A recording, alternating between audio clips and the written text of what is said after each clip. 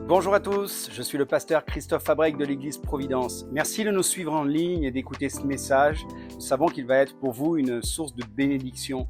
Alors on vous souhaite une bonne écoute et on vous dit à très bientôt. Bonjour à toutes et à tous, bonjour peut-être aux familles de ceux qui nous visitent. Est-ce qu'il y en a, vous êtes là en vacances, vous êtes là pour la première fois, vous êtes venus rendre visite aux amis ou à la famille. Est-ce qu'on peut applaudir nos invités ? Bienvenue à l'Église Providence. Je suis heureux de terminer cette année avec vous.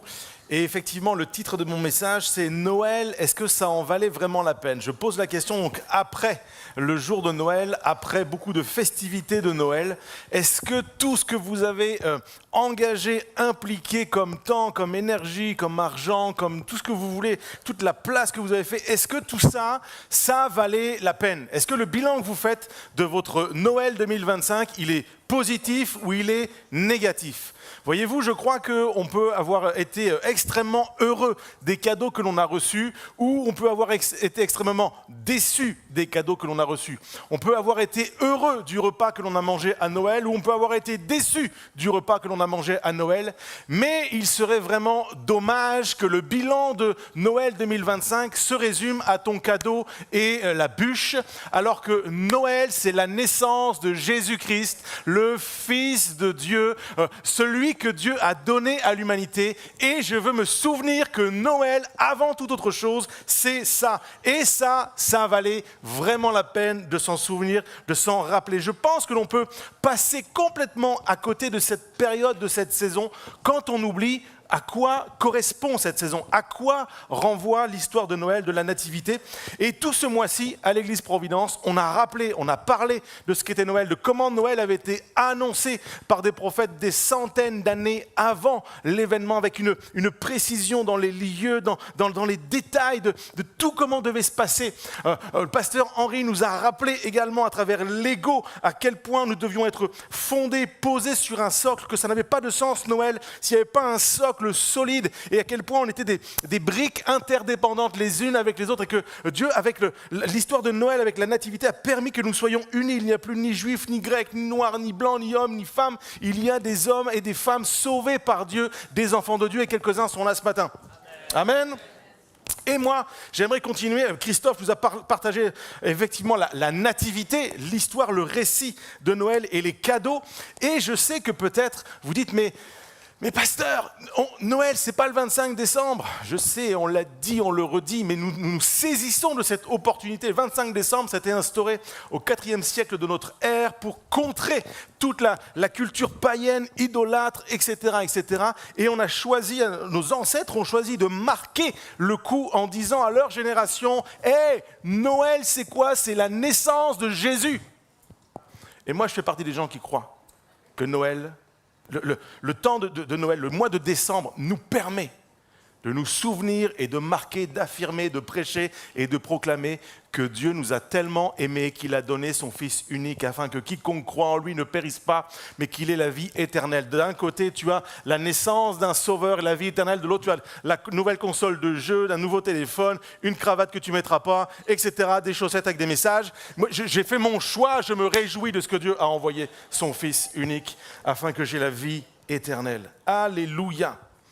Et ce matin, ma mission est de terminer cette série sur la période, on va dire, de Noël. Et j'aimerais poursuivre le texte biblique. On l'a parcouru tout le mois de décembre. Et je vous emmène dans l'évangile de Luc au chapitre 2 et au verset 21. On lit ceci. 8 jours plus tard, ce fut le moment de circoncire l'enfant. On parle de Jésus. On lui donna le nom de Jésus, nom que l'ange avait indiqué avant sa conception.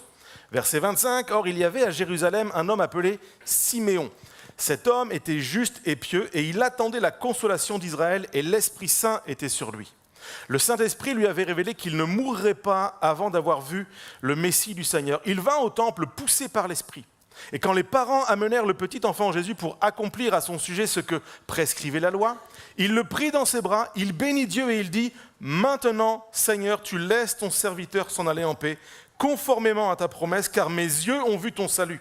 Salut que tu as préparé devant tous les peuples, lumière pour éclairer les nations et gloire d'Israël ton peuple. » Joseph et la mère de Jésus étaient émerveillés de ce qu'on disait de lui. Siméon les bénit et il dit à Marie sa mère, « Cet enfant est destiné à amener la chute et le relèvement de beaucoup en Israël, et à devenir un signe qui provoquera la contradiction. Toi-même, une épée te transpercera l'âme, ainsi les pensées de beaucoup de cœurs seront révélées. Il y avait aussi une prophétesse, Anne, fille de Phanuel de la tribu d'Azer. Elle était d'un âge très avancé. Elle n'avait vécu que 7 ans avec son mari après son mariage. Restée veuve et âgée de 84 ans, elle ne quittait pas le temple et elle servait Dieu nuit et jour dans le jeûne et dans la prière. Arrivée, elle aussi, à la même heure, elle disait publiquement sa reconnaissance envers Dieu et elle parlait de Jésus à tous ceux qui attendaient la délivrance à Jérusalem. Wow! C'est la fin de ce glorieux, merveilleux récit qui nous parle de la nativité. Une histoire magnifique où deux personnes, un homme et une femme, les deux assez âgés, vont avoir le privilège de voir Jésus bébé. Quelle grâce extraordinaire! Voir Jésus bébé. Qui aurait voulu être Siméon ou Anne, voir le bébé Jésus? Moi, franchement, je vous le dis, j'aurais aimé être le témoin physique dans cette génération de ces choses. Ils ont eu le privilège de le voir, ils ont le privilège de faire des guizi comme ça, des trucs comme ça, de le prendre dans les bras. Simon l'a pris dans les bras. Quelle grâce, quel privilège!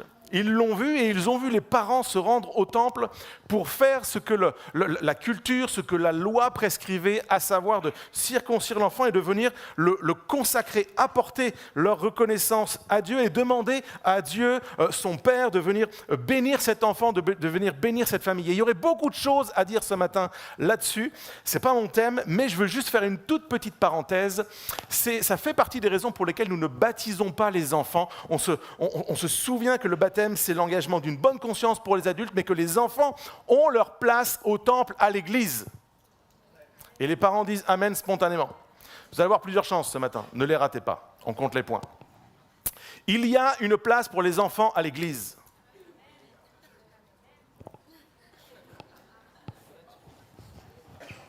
Vous m'entendez? Il y a une vitre, non? Il y a une place pour les enfants à l'église. Non, vous avez perdu. Celle-ci était fausse. Elle sentait mauvais. Elle sentait le réchauffer. Elle n'était pas vraie. Et ce texte nous parle de deux jeunes parents complètement dépassés par les événements. Ils ne prévoyaient pas d'avoir d'enfants, ils n'attendaient pas d'enfants, ce n'était pas leur projet là, à court terme, leur projet c'était de se marier, etc., etc.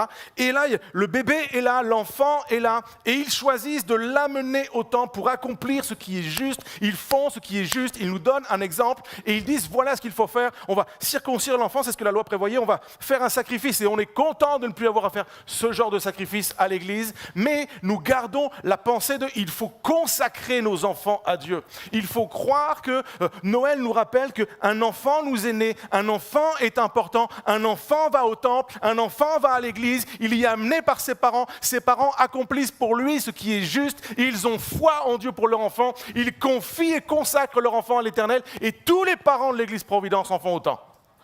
Amen. Amen. Je ferme la parenthèse. On aura sans doute l'occasion en 2026 de faire une série de messages sur la famille, sur la parentalité. Mais je crois que leur attitude dans ce passage nous révèle 5 choses que j'aimerais partager avec vous. 5 choses qu'il nous faut retirer de ce passage pour notre propre vie, pour comprendre de quoi ça parle pour nous aujourd'hui et qu'est-ce que ça change de lire ces textes en 2025.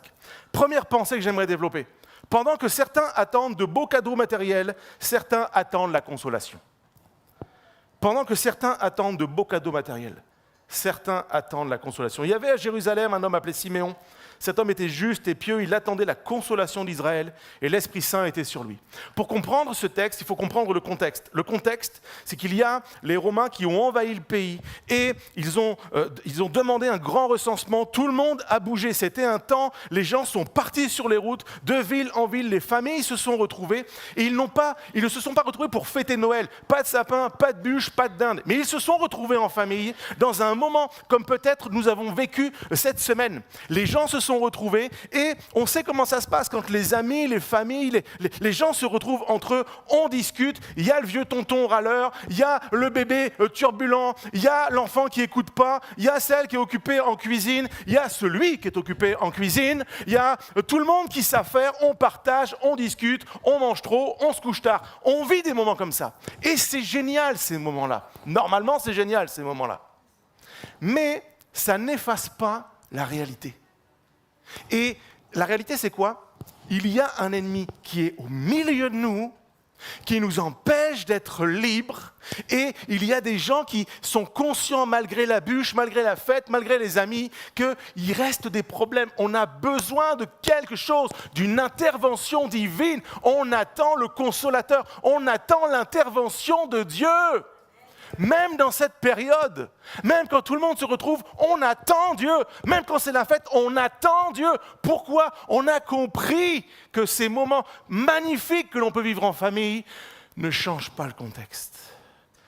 L'histoire doit changer et ça demande une intervention divine. Ça demande que Dieu fasse quelque chose. Et Siméon, il incarne ça. C'est un homme juste et pieux et il attend la consolation. Le mot consolation, c'est le mot paraklésis. C'est le mot consolation, exhortation, assistance, encouragement, instance, prédication, exhortation. Est-ce qu'il y a des gens ce matin qui, malgré leurs super cadeaux et les bons moments en famille et la bûche et les Ferrero Rocher, attendent la prédication, l'encouragement, l'assistance, la proclamation de ce que Dieu a à leur dire. C'est ça, le vrai sens de Noël. Et Simon, c'est le témoin dans sa génération qu'on peut faire la fête et s'amuser. C'est OK de se retrouver, c'est OK de faire des kilomètres, d'être ensemble, de profiter de l'instant. C'est pas mauvais, c'est pas un problème. Mais il y a quelque chose dont nous avons besoin, les amis. C'est que Dieu parle dans nos vies. C'est d'être attentif à la voix de Dieu, de comprendre sa volonté, de s'attendre à ce que Dieu fasse quelque chose parce que nous avons besoin de lui, même quand nos placards sont pleins. On a besoin de lui, même quand il y a plein de cadeaux sous le sapin. On a besoin de lui, même quand on est en santé. Et on a besoin de lui quand on n'a pas tout ça aussi. Siméon attendait le Messie. Il savait. Il en était convaincu que Dieu était fidèle et que les promesses qu'il avait faites, il allait les accomplir. Et j'espère que quelqu'un, ce matin, a encore foi que Dieu va accomplir ses promesses pour lui, pour sa vie, son couple, sa maison, sa famille. J'espère que vous êtes avec moi pour dire ce matin, la fête pour nous, c'est d'avoir accueilli et reconnu Jésus comme Christ, comme le Messie, celui qui devait venir et apporter la consolation, l'encouragement et la prédication du salut. Ça, c'est ma conviction, ma croyance, et je veux me souvenir de ces choses pendant cette période. Ça valait la peine de se souvenir de ça. Ça valait la peine de marquer le coup à Noël. Ça valait la peine de porter et de proclamer le message de l'Évangile à travers les temps des fêtes de Noël. La deuxième pensée que j'aimerais développer ce matin, c'est que là où certains ne voient qu'un bébé, d'autres voient le Sauveur. Mes yeux ont vu ton salut, salut que tu as préparé devant tous les peuples. Siméon a ce discernement, il voit quelque chose que d'autres ne voient pas et que même dans notre génération, certains ne voient pas. Dans le meilleur des cas, on va, oui, Jésus, oui, c'est vrai, la naissance de Jésus, le Sauveur, c'est drôle, c'est marrant, c'est un petit bébé dans la crèche, tout ça. Puis on fait des blagues et puis c'est graveleux, puis c'est douteux, puis tout ce qu'on veut. Au-delà du petit sujet dans la crèche, les amis, il y a un Sauveur qui nous est né. Et il y a un homme, et je prie que nous ayons ce regard sur le bébé. C'est pas juste un bébé, c'est pas juste deux bras, deux jambes, une tête, des poumons, un cœur qui bat, c'est pas juste ça, c'est pas juste un être humain. Il y a dans ce petit bébé tout le potentiel de Dieu, toute la vie de Dieu, le projet de Dieu, le plan de Dieu, la solution de Dieu. C'est pas juste le petit bébé dans la crèche, non! C'est le Fils de Dieu, il contient le projet de Dieu. Oh, si nous pouvions avoir ce regard sur nos enfants, sur ce que l'on enfante, sur les projets qui nous viennent de Dieu, qui sont dans nos tripes, qui sortent de nous. C'est le projet de Dieu, la vie de Dieu, la gloire de Dieu, l'espérance pour une génération. Il voit la grâce, il voit la solution, il voit la consolation, il voit la main de Dieu, ce que cet enfant va devenir et accomplir. Mais c'est hallucinant que tu vois ça quand tu vois un bébé. Cet homme le voit parce qu'il était juste et pieux. Siméon était juste et pieux. Et je prie que nous réalisions que nous sommes appelés à être des Siméons les uns et les autres. Tout le monde, hommes, femmes, jeunes, vieux. Attends pas d'être vieux pour être juste et pieux, tu ne le seras pas vieux si tu n'es pas jeune. Choisis si tu as 20, 30, 40, 10, 12, 15, 22. Choisis la justice et la piété. Ses yeux ont vu ce que d'autres ne voyaient pas. Cette année, je prie que tu vois des choses que d'autres ne voient pas. Tu captes des choses que d'autres ne captent pas. Tu sois éclairé sur des choses que d'autres ne voient pas. Non pas la lumière. Pourquoi ? On n'est pas les meilleurs, on n'est pas les plus beaux, les plus grands, les plus forts. On a choisi de marcher dans la justice et dans la piété. La foi en Dieu. La ferme assurance que la parole de Dieu est la vérité, que ce qu'il dit s'accomplit, que ça vaut la peine de le vivre. Quand je vis ça, je vois des choses que d'autres ne voient pas. Là où certains ne voient qu'un bébé, d'autres voient un sauveur. Dieu se laisse trouver par ceux qui le cherchent. Et humainement, ça peut paraître une folie de prononcer devant un bébé, il est le sauveur du monde. Ça paraît si fragile, si démuni. C'est ça le projet de Dieu pour l'humanité? Un petit bébé? Un petit bébé va sauver le monde? C'est une folie pour ceux qui périssent. C'est très clair, Dieu le sait, c'est une folie pour ceux qui périssent, mais c'est une puissance de salut pour quiconque croit. Si seulement quelqu'un voulait le croire encore ce matin. La puissance du salut pour quiconque croit. Quand certains ne voient que la fragilité, d'autres voient déjà la foi. D'autres voient déjà la puissance. J'ai écrit ceci, si tu accueilles la foi avec autant de soin qu'on accueille un bébé, tu la verras grandir et devenir une source de bénédiction dans ta vie. Siméon a accueilli dans ses bras ce petit bébé avec foi, il l'a pris dans ses bras. Et il avait cette foi que cet enfant allait devenir un sauveur. Sa confiance était dans le fait que le projet de Dieu peut être fou, mais c'est le bon projet. Et je veux avoir cette foi qu'avait Siméon. Souvent on parle de la foi des enfants qui est un exemple, et c'est vrai, il n'y a pas de souci avec ça. Mais des fois je voudrais avoir la foi d'un vieux monsieur comme Siméon, qui était juste et pieux, qui voit des choses que d'autres ne voient pas, et qui ont confiance dans ce qui peut paraître fou, mais le projet de Dieu n'est pas fou, il est bon, il est sagesse de Dieu. Il est puissance pour le salut de quiconque croit. Troisième pensée que j'aimerais partager ce matin, là où certains ne voient qu'un bébé, d'autres voient la contradiction également. Cet enfant est destiné à amener la chute et le relèvement de beaucoup en Israël, et à devenir un signe qui provoquera la contradiction. Ouh, c'est dur ça comme parole quand même. Un enfant vient de naître, tu rencontres les parents, tu es tout content, tu vois le sauveur du monde, mais tu pointes quelque chose assez difficile. La naissance d'un bébé, c'est tout un... Un bébé, c'est un paquet de contradictions. Je ne sais pas si vous êtes conscients de ça, les parents. C'est super, mais je ne dors plus. C'est la fête et la défaite. On célèbre et on fait une dépression postpartum. C'est paradoxal, un enfant. C'est de la contradiction. Et Jésus, il y a des contradictions à travers cet enfant, ce bébé. Et Siméon le sait, Siméon, il pointe quelque chose. Et je crois que pour nous, alors ça, je ne veux pas m'adresser uniquement aux parents, puis la pensée, ce n'est pas juste de parler des bébés, mais je crois que quand on accueille Jésus dans notre vie, que ce soit à Noël ou à un autre moment, quand on accueille la foi, quand on embrasse la vie chrétienne, quand on s'approche de Dieu, qu'on le reçoit, il y a de la joie. Ouah, j'ai été perdu, je suis sauvé. On sort de l'eau, ouah, le poing levé, on fait les photos, on les met sur Instagram, super, alléluia. C'est la fête.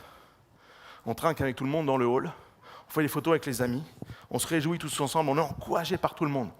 On a accueilli le bébé. Puis dans le même temps, il y a des choses qu'on ne peut plus vivre, des choses auxquelles on renonce. Parce qu'on comprend, la foi grandit, Jésus grandit en nous, puis on comprend qu'il y a des trucs qu'on ne peut plus faire.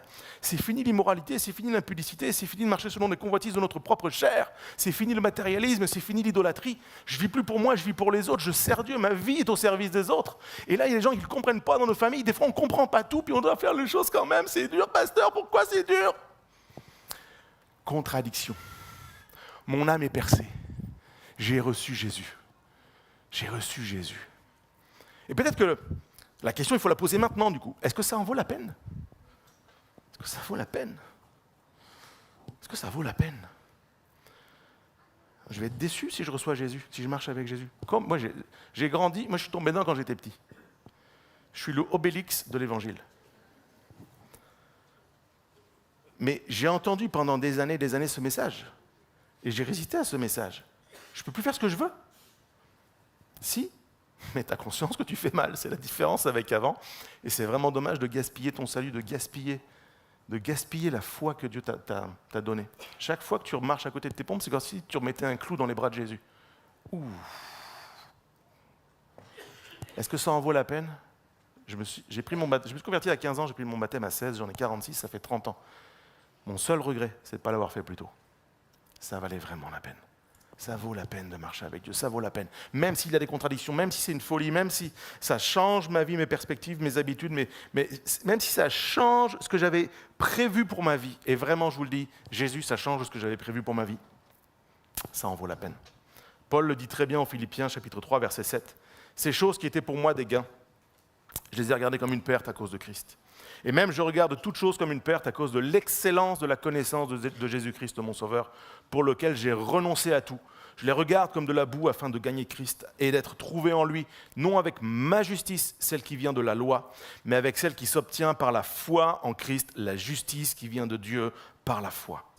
Accueillir Christ amène des contradictions par rapport au monde, par rapport aux gens qui nous entourent, par rapport à la bien-pensance, par rapport parfois aux familles. C'est des fois difficile dans notre famille quand on est en contradiction.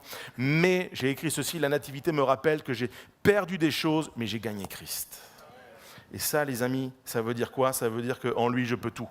Il est celui qui me guide et me garde, il est celui qui me console et me guérit, il est celui qui me conseille et me reprend, il est celui qui pourvoit et qui me libère. Ça en vaut vraiment la peine. Je le dis à quelqu'un qui en douterait encore ce matin, ça vaut la peine de recevoir Jésus.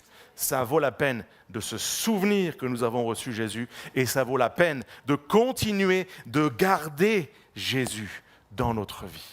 Quatrième pensée que j'aimerais développer ce matin. Pendant que certains se perdront sans la foi, d'autres se consacrent pour la foi. Pas par la foi, pour la foi. Je m'explique. Restée veuve et âgée de 84 ans, Anne ne quittait pas le temple, elle servait Dieu nuit et jour dans le jeûne et dans la prière. Dans ce même épisode, dans ce même moment, on a un Siméon qui va prendre le bébé dans les bras, qui va dire ce qu'il va déclarer. Puis il y a une femme, Anne, donc une femme également âgée, qui a une histoire de vie assez déroutante. Elle était mariée pendant 7 ans. Elle a perdu son mari, on n'a pas les circonstances, elle est devenue veuve. Une histoire qui est terrible parce que j'essaye toujours de me mettre dans la peau des personnages quand je prépare un message. Et j'essaie de me mettre dans la peau de cette femme qui a perdu son mari si tôt, si jeune, etc., etc. Et on doit comprendre ceci, c'est que la situation des veuves à cette époque, je ne dis pas que c'est facile aujourd'hui, hein, je manquais de respect à personne là, mais à cette époque, c'est vraiment pas simple du tout. Parce que sans un mari, sans un homme, tu es coincé dans cette génération. À cette époque-là, tu ne peux pas travailler, tu peux pas... En fait, toute décision importante doit être validée, cautionnée par un homme. Donc là, la femme, elle a passé sa vie dans son veuvage, ses espoirs ont été balayés. J'imagine que comme toute jeune femme qui se marie dans ses premières années de mariage, il y a plein de projets de vie. On va construire, on va bâtir, on va acheter, on va faire des enfants, on va partir en vacances, on va vivre tout ce qu'on a à vivre dans notre génération. Et c'est parfaitement légitime. Et ses espoirs ont été anéantis, soufflés. Cette femme avait absolument toutes les raisons parfaitement légitimes d'être triste, amère, en colère, résignée à faire n'importe quoi. Elle aurait pu sombrer dans toutes sortes de choses, toutes sortes de dépressions, d'addictions, de façons de penser contre Dieu. Si Dieu avait été là, et pourquoi mon mari? Et pourquoi ces choses nous arrivent? C'est vraiment trop injuste. Elle avait toutes les raisons. Personne ne lui en aurait voulu. Personne ne l'aurait jugé, en tout cas pas quelqu'un qui a un peu de déférence et de compréhension de sa situation. Mais cette femme, alors qu'elle a toutes les raisons d'être désespérée, d'être fermée à l'action de Dieu, au projet de Dieu, cette femme, on la retrouve à un âge avancé, elle est dans le temple, elle sert Dieu, elle s'est consacrée à Dieu dans le jeûne et dans la prière. C'est un modèle pour toutes les générations. Elle nous dit que quel que soit ce qui nous arrive, il n'y a pas une bonne raison d'être en colère contre Dieu. C'est terrible. Ça, c'est terrible. Tous ceux qui ont vécu des déceptions, Dieu n'a pas intervenu, il n'a pas répondu comme j'avais voulu, j'ai vécu une perte, j'ai vécu ceci, j'ai vécu cela. C'est compliqué, c'est vraiment compliqué. Mais Anne nous dit c'est possible et ça vaut vraiment la peine. J'ai écrit ceci. Anne nous dit que nos excuses légitimes ne fonctionnent pas. Ça vaut la peine de se confier et de se consacrer à Dieu toute sa vie. Malgré toutes ses blessures, ses douleurs, ses pertes, elle a fait un choix, c'est Dieu sera au-dessus de tout. Je dépends de Dieu, je suis à Dieu, j'existe par Dieu, j'existe pour Dieu. Donc même dans mes blessures, elles existent pour Dieu. Elles ne m'empêcheront pas d'être au temple, de servir, de m'impliquer et de jeûner. Et j'aimerais m'adresser à toutes les personnes en 2025 qui ont vécu déception, tristesse, trahison, blessures, mauvais diagnostics, deuil, séparation, toutes sortes de choses négatives. J'aimerais vous encourager ce matin à regarder à Anne. à prendre le modèle de Anne, à le serrer et puis dire, mais cette femme a fait le choix de s'accrocher à Dieu malgré tout. Et est-ce que ça en valait la peine? La réponse est oui. Elle a vu Jésus. Elle a vu Jésus. J'ai écrit ceci. Anne nous dit que s'abandonner à Dieu par la foi nous permet de voir Jésus à la fin de l'histoire. Peut-être qu'en ce moment, les circonstances sont compliquées. Cette femme a dû attendre toutes sortes de choses. Toute sa vie, elle a attendu. Mais à la fin de sa vie, elle a vu Jésus. Et elle n'a pas vu Jésus par hasard. Comme pour Siméon, en fait, ils ont un point commun tous les deux. Ils aiment Dieu passionnément. Ils ont confiance en Dieu. Ils ont consacré leur vie à l'œuvre de Dieu. Et on l'a lu, et ce n'est pas une erreur dans le texte. On dit qu'il est écrit par exemple que Anne était tous les jours au temple en train de servir et de jeûner et de prier. Et Siméon il est de cette trempe-là. C'est un homme d'église, un homme qu'on trouve à l'église. Mais ce jour-là, il n'y était pas. Je ne sais pas si vous l'avez noté. La Bible nous dit pour Siméon qu'il a été poussé par l'Esprit à se rendre au temple. Donc, Jésus y était déjà. Ses parents étaient déjà en route, étaient déjà sur le chemin. Lui, il n'y était pas. Et Anne, elle arrive à ce moment-là. Elle ne vit pas dans l'église, elle ne vit pas dans le temple, mais elle y monte très souvent. Et ça, c'est un message pour nous, frères et sœurs. Personne n'est appelé à vivre dans ces murs. Ouf. On est appelé à ne pas y manquer un seul rendez-vous. Ah, pasteur, c'est pas possible, je travaille, je sais. Et puis c'est OK. Prends pas un jugement ce matin. Toutes les fois où je peux être là, je dois être là. Pourquoi? Il est hors de question que je manque Jésus. Hors de question que je ne vois pas ce que Jésus fait. Hors de question que je passe à côté. Je veux me laisser emmener, pousser par l'Esprit. Si tu te poses la question, est-ce que Dieu m'attend dans cet endroit? La réponse est oui. Dieu n'est pas, comment dire, on sait que Jésus ne vit pas uniquement ici. OK? Mais quand on se trouve ici, il est au milieu de nous.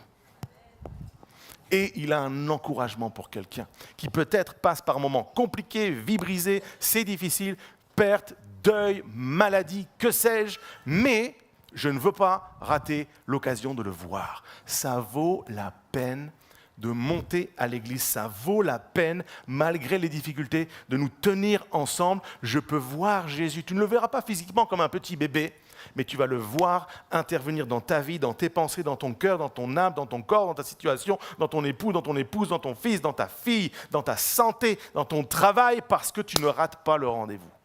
C'est pas au mérite, c'est pas la méritocratie. C'est une grâce que Dieu nous fait. Et quand je comprends cette grâce, je cours au temple. Je me laisse emmener par l'Esprit pour vivre, voir, accueillir Jésus. Noël me rappelle ces choses. J'ai écrit ceci, Anne ne s'est pas perdue à cause des difficultés, elle a trouvé Christ. Et je prie que personne, en 2025, et je prie déjà pour 2026, que personne ne se perde à cause de ces difficultés, si difficiles, si dures soient-elles, mais que chacun trouve Christ. Que chacun trouve Christ. Puissions-nous suivre son exemple, faire les choix, de poursuivre l'œuvre de Dieu, de rester fidèles, engagés, quelles que soient nos difficultés. 5e chose que ce texte nous apprend. Pendant que certains ne sont pas satisfaits de leur cadeau, d'autres sont pleins de gratitude pour ce qui compte vraiment. Luc 2, 38, arrivait elle aussi à la même heure, elle disait publiquement sa reconnaissance envers Dieu et parlait de Jésus à tous ceux qui attendaient la délivrance à Jérusalem. Un quart d'heure avant, elle n'est pas là. Et là, elle est là. Comme par hasard, au même moment où Joseph et Marie, les parents de Jésus, passent les portes. Et c'est un cadeau pour cette femme. C'est la providence divine pour elle. Et je crois que quand tu es dans cette attitude-là, chaque grâce de Dieu vécue dans ce lieu a un poids plus important que si je te le racontais à l'extérieur.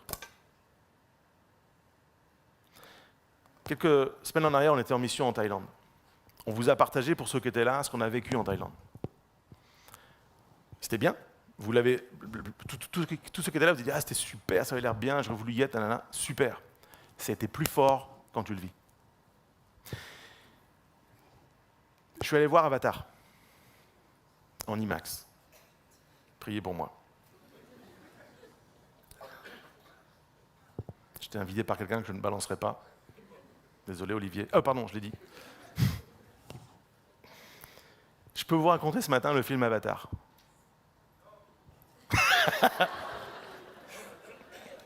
On va prier pour toi aussi tout à l'heure. C'est pas pareil quand tu le vois. On peut passer notre vie à raconter des témoignages et je crois qu'il faut le faire. Je suis convaincu qu'il faut le faire. Il faut porter un témoignage. Mais je propose que cette année, toi aussi, pas juste tu entends des témoignages, tu les vives. Noël, c'est pas juste entendre des témoignages d'un Jésus qui est né, d'un Simeon qui l'a pris dans ses bras, d'une Anne qui a été bénie. C'est toi aussi qui peux dire, moi aussi j'en veux ma part. Cette part, elle est légitime, elle est préparée pour toi, elle est préparée pour chacun d'entre nous. Je veux vivre avec Jésus. Je veux l'accueillir, je ne veux pas, à la fin de la semaine prochaine, je ne vais pas juste démonter le sapin, ranger la crèche, remettre dans le carton, je le ressortirai l'année prochaine. Non, je vais ranger mon sapin, je vais ranger ma crèche, mais Jésus va rester dans la maison. Je vais continuer de marcher avec Jésus, ça vaut vraiment la peine. Ça vaut vraiment la peine. Anne en parle. Ce bébé ne changeait pas son veuvage. Ce bébé ne changeait pas sa situation financière, matérielle. Ce bébé ne changeait pas sa situation matrimoniale. Mais ce bébé était porteur d'un message de grâce, d'un message qui sortait du cœur de Dieu et qui dit ceci, je l'ai écrit en ces termes, « Je n'ai pas oublié votre engagement, votre foi, votre service.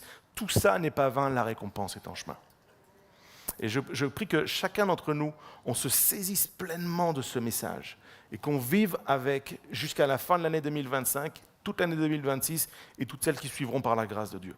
Anne a compris que ce cadeau que Dieu lui fait, de lui révéler Jésus, de lui montrer son Fils, c'est le cadeau qui surclasse tous les iPhones, toutes les consoles de jeux.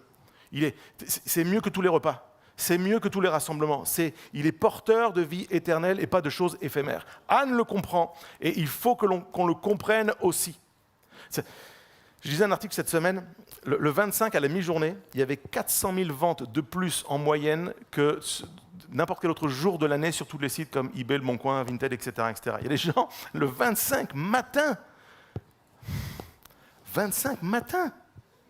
le matin du 25, ils ont déjà, 400 000 ont déjà remis en vente le cadeau qui ne leur plaît pas. Je ne juge pas, mais attends le 26 quand même. Le 25 matin. Et ma prière, c'est qu'on ne remette pas Jésus sur le marché. Garde-le, accueille-le. Suis l'exemple de Anne. Elle manifeste sa reconnaissance. Waouh, quel cadeau extraordinaire! Elle chante les louanges, non pas du moment du repas ou du cadeau, elle chante les louanges qu'elle a vu Jésus. Sa voix, c'est de porter le message de ça valait la peine. Ça valait la peine d'attendre Jésus. Ça valait vraiment la peine de recevoir Jésus. Cette femme me dit que même quand tout ne va pas bien, ça vaut le coup de louer Dieu. J'ai écrit ceci, si j'attends que tout aille bien dans ma vie pour louer Dieu, pour le don de son Fils, je ne le louerai sans doute jamais. C'est ça la réalité. Cette femme a passé sa vie dans la louange, la prière, le service, l'adoration au temple, et sa foi a été couronnée parce que ses yeux ont vu Jésus. Et frères et sœurs, c'est ultimement ce qui nous attend. Je sais qu'un jour, mes yeux verront Jésus. Et je viens de réveiller un vieux cantique dans le cœur des anciens. Je sais qu'un jour, mes yeux verront Jésus. Et ce sera à la fin. Ce sera à la fin. Comme pour Anne, ce sera à la fin. Mais je vais le voir. Et je vais le voir, ce ne sera pas le fruit du hasard. Ce ne sera pas parce que d'un seul coup, boum, j'ai touché le bon ticket de loterie. Non, parce que comme Siméon, je veux vivre une vie juste et pieuse comme Anne. Je veux, malgré les difficultés, je veux m'attacher à être au temple, servir Dieu dans le jeûne, la prière, continuer de vivre et de m'impliquer, même si tout n'est pas comme j'aimerais, parce que je sais qu'à la fin, mes yeux verront Jésus. Bon, aux musiciens de revenir, et je termine avec un élément qui n'est pas textuel, mais qui est circonstanciel, que la Bible met en évidence sans mettre les mots réellement dessus. En fait, il fallait que Joseph, Marie et Jésus, cette toute jeune famille, soient rencontrés au moins par deux personnes. Pourquoi ? Parce qu'il faut toujours deux personnes, au moins 2-3 personnes, pour attester d'un élément soit grave, soit bon, quelque chose qui factuellement ait beaucoup de sens. Et ça prend au moins deux témoins de bonne moralité. Et ici, c'est la naissance, la consécration de Jésus. C'est le point de départ de sa vie ici-bas. Il fallait que Jésus, même depuis bébé, accomplisse ce que la loi disait à son sujet. Et donc, il fallait des témoins et on les a. Donc ça, c'était hyper important pour qu'on comprenne que ce n'est pas juste quelqu'un qui l'a dit, il y a 2 personnes qui l'ont dit, un homme et une femme, tous les 2 âgés certes, mais ils ont vécu, ils ont été témoins de ces choses dans leur génération. Et ils vont témoigner donc de la consécration du bébé Jésus. Les circonstances sur lesquelles je voudrais pointer. Joseph et Marie nous livrent un bel exemple parce que, alors que ce couple précaire, il faut le dire, ils sont dans la précarité, ce couple précaire qui ne voulait pas recevoir Jésus, qui l'a accueilli, qui a endossé ce rôle, ils font le choix, malgré tout ça, malgré toute la folie de cette histoire, de ce moment, ils font le choix de se rendre à l'église. Et parce qu'ils font ce choix, alors qu'ils sont précaires, que c'est compliqué comme décision, ils vont être l'exaucement et l'encouragement pour Siméon et Anne. Leur difficulté, leur doute, leur peur devient source de vie, d'encouragement, d'accomplissement prophétique dans la vie de Siméon et Anne. Et Siméon et Anne, là on n'est plus dans, ils ne sont pas en couple, c'est pas des gens de couple, c'est un vieil homme et une vieille femme, et j'ai pas peur des mots, ils sont aussi dans le temple. Et ça me parle que l'église, le corps de Christ, c'est pour les jeunes dépités et pour les vieux très vieux. Et ensemble, on vit quelque chose. Les jeunes qui choisissent malgré tout de vivre ce que Dieu propose sont des sources de bénédiction et d'encouragement pour la génération qui part, qui dit ça valait la peine de prier, ça valait la peine de servir, ça valait la peine de jeûner, ça valait la peine d'investir, ça valait la peine de faire le dos rond, ça valait la peine d'attendre. On a vu Jésus dans leur vie. Mais Siméon et Anne ont été une puissante source d'encouragement pour Joseph et pour Marie. Ils ont témoigné de la fidélité de Dieu. Oh, c'est pas toujours comme on aime avec Dieu, c'est pas toujours comme on avait prévu. Mais regardez, on est vieux et on ne regrette pas. Nos yeux voient l'accomplissement des promesses. Tenez bon les jeunes. Ce matin, nous n'aurons pas de temps de prière comme on fait à la fin de chaque culte. Rassurez-vous, je vais prier pour terminer ce moment. Je vous propose autre chose. Je propose que nous vivions ce qu'ils ont vécu. Je propose que tu puisses aller voir celui, celle qui est autour de toi, que tu ne connais peut-être pas.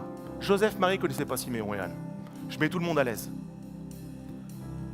Mais que tu puisses aller encourager quelqu'un qui est présent ce matin. Tu ne sais pas ce qu'il vit, tu ne sais pas ce qu'il porte, tu ne sais pas ce qu'il endosse, tu ne sais pas ce qu'il endure.